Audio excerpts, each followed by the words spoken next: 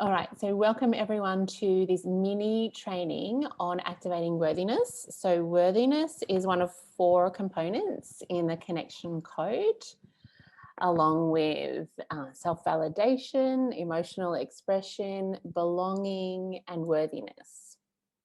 So we feel that these 4 pathways will absolutely unlock connection and unlock greater states of love in your life and in your client's life and in everyone around you, which is wonderful. All right, so let's just get straight into the training. All right, so there's a number of pathways towards worthiness in life. And let's start with the quickest and most efficient pathway towards worthiness. And that is obviously for parents and caregivers and cultural editors, the people, the adults in the child's life, is to, fully accept and love each child in their uniqueness and show them love and show them affection, even though they're imperfect, because all humans are imperfect. And it's just this sort of unconditional love and positive regard that is shown towards the child. That's not to say that, certain behaviors are unacceptable. Of course they are, but the underlying message is that they're worthy of love. All right, so obviously that's the easiest way to instill a sense of worthiness in a person, because during childhood, the child's brain is just absorbing whole the messages that they're getting. They're just sort of just believing everything that they hear about themselves, about other people, about life, and about the world. In the first 7 years of life, it's just basically, just the subconscious is just downloading all these messages and just accepting them as gospel. Okay, so so the child just sort of naturally just accepts love, their inherent worthiness, and there's no blockage to just receiving this love and care and attention, the gifts or the gestures or the things coming to them. They don't question them, they don't doubt that they're not deserving of them. All right. However, we may be wondering, what if this was not my experience? What if I didn't always get that message of unconditional acceptance and love? Well, that is very common. It's very, very common that many people didn't always receive these consistent messages of unconditional worthiness in our upbringing. Okay, so what's more common is that you may receive at times messages that worthiness is linked to certain conditions. Okay, so for example, the message may have been, you're only worthy of love if you look like this, or you're only worthy of love if you act like this, or behave like this, or perform like this, or have this personality type or this personality trait. For example, you're only worthy of love if you're quiet, or you're only worthy of love if you're confident, and there's a whole list of, insert personality trait, pick anyone that maybe the parent has an unhealed wound themselves around worthiness, and they're sort of projecting that and passing that down to the child. Okay, so if you've received messages of conditional worth, then you will likely link worthiness to an outcome or a personal feature, and you may always find yourself sort of measuring yourself against those outcomes or those features. Okay, so that's this sort of believing that, oh well, I'm worthy if I look like this, or I'm not worthy or not deserving of good things in life until I achieve this. Okay, so I hope that makes sense. This sort of conditional worthiness. Yeah. Okay, so if that was long enough standing pattern and it wasn't resolved and it wasn't healed, and you sort of reach adolescence or adulthood and still carry that sort of conditional sense of worthiness, then it may be possible that you've developed a bit of the defectiveness shame schema. And that's the biggest block to our worthiness, is this defectiveness shame schema, because it comes with all of these beliefs and the emotion of shame and memories, memories of times where we got that message and it felt true and it felt upsetting at the time. So that is basically how the defectiveness shame schema develops. Okay, so it comes from the message that you're not worthy of love and acceptance due to reason X, Y, or Z. And you will have that sort of reasoning in your mind as well.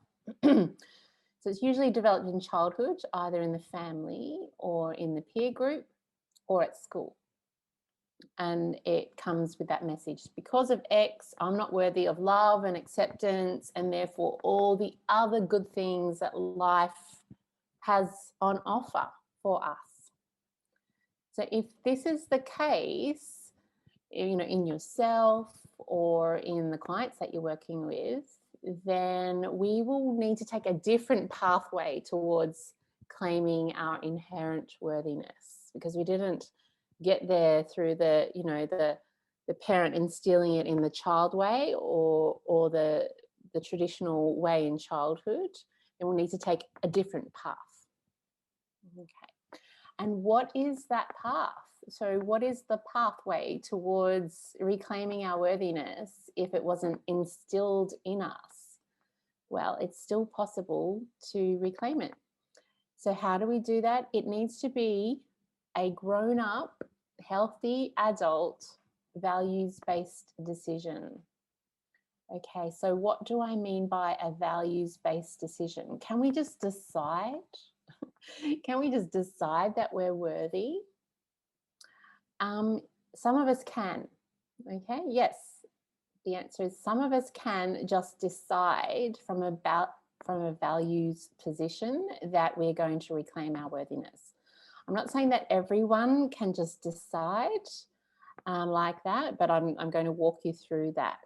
Some people will require therapy, if you spend, say, a year in therapy or 2 years in therapy with a therapist who has this, unconditional positive regard for you, then, it's likely, if the connection is good with the therapist, it's likely that in itself can just instill a sense of worthiness, because someone cares about you, someone values you, someone respects you, and just that relationship can heal the defectiveness shame schema, along with other techniques and strategies. However, in this mastermind,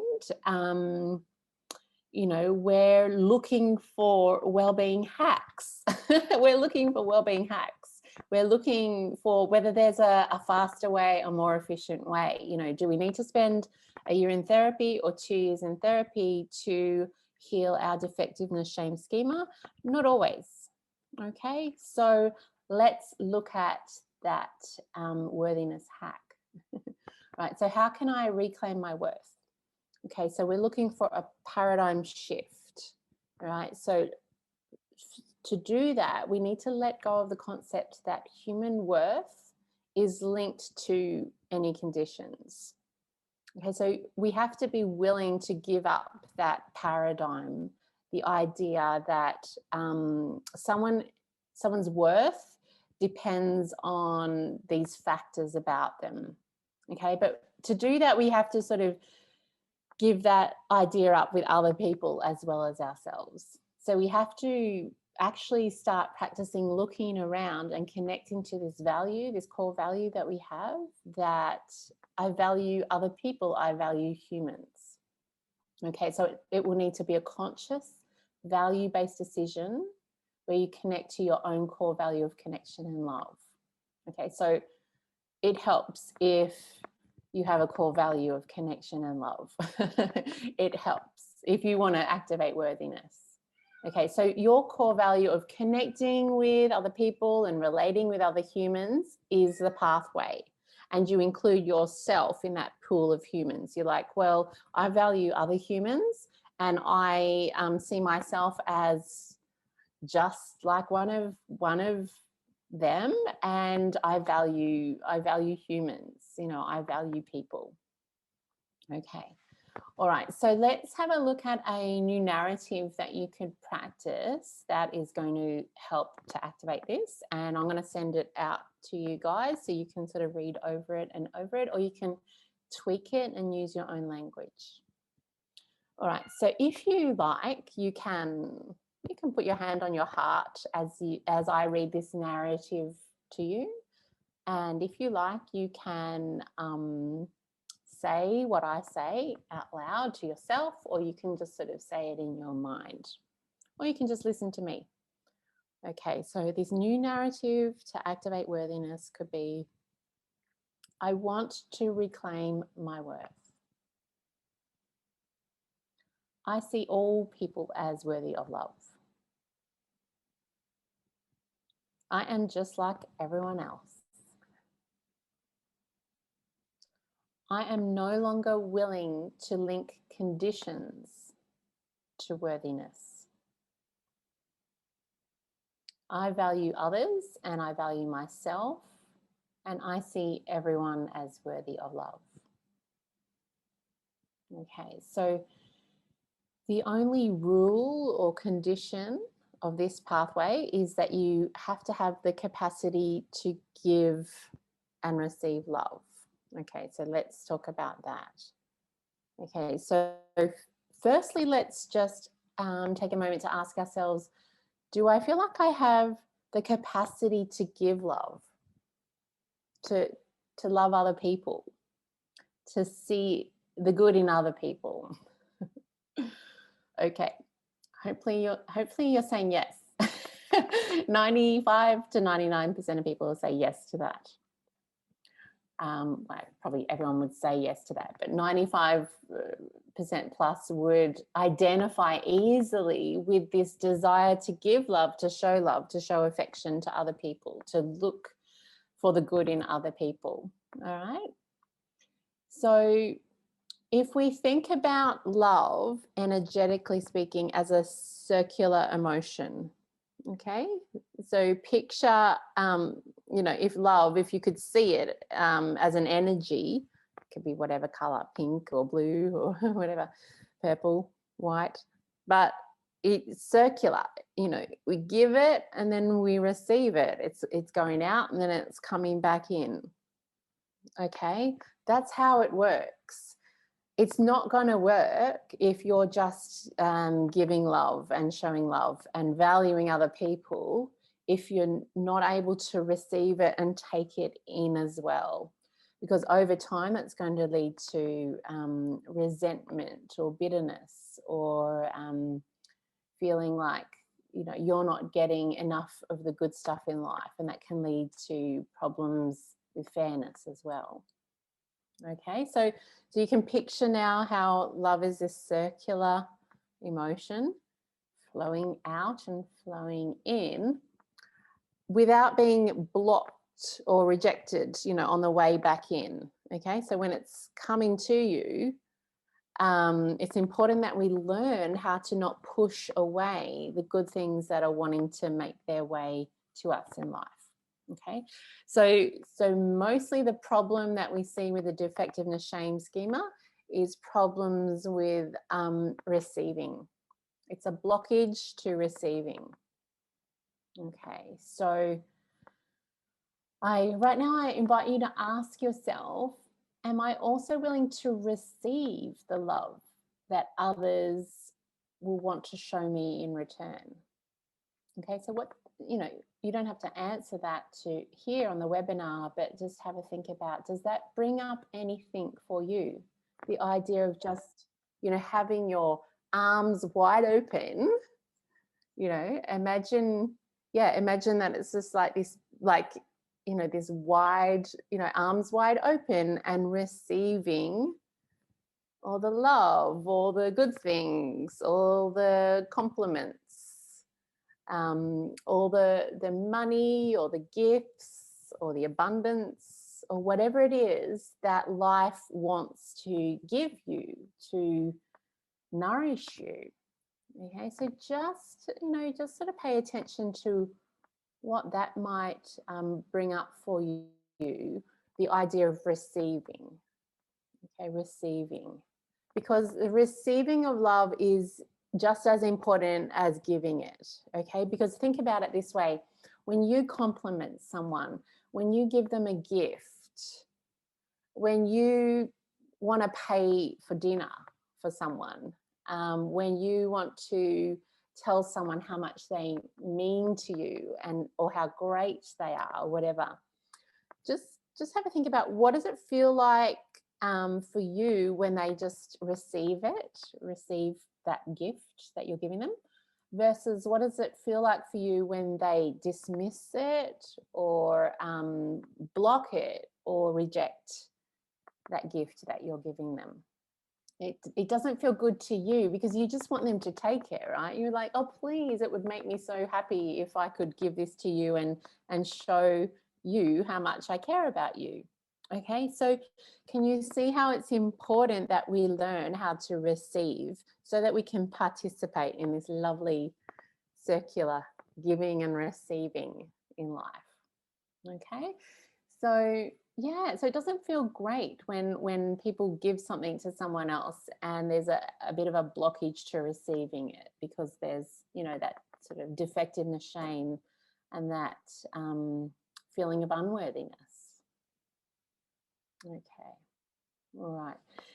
So what we're going to do is just a nice brief imagery here, okay? Because as you may have guessed by now, in the Wellbeing Codes, we like to use the imagination and the right side of the brain to activate a lot of the codes.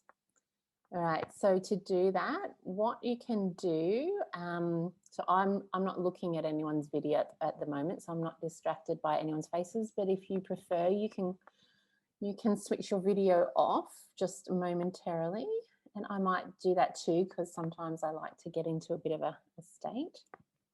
Right, so just take a moment, close your eyes, and imagine that you are standing at the top of a hill or mountain, all alone. And you have your arms wide open and you are ready to reclaim your worthiness and receive everything good in life that life has to offer you. So look out in front of you, and what do you see that life has got lined up for you? What does life want you to open your arms up and receive more of?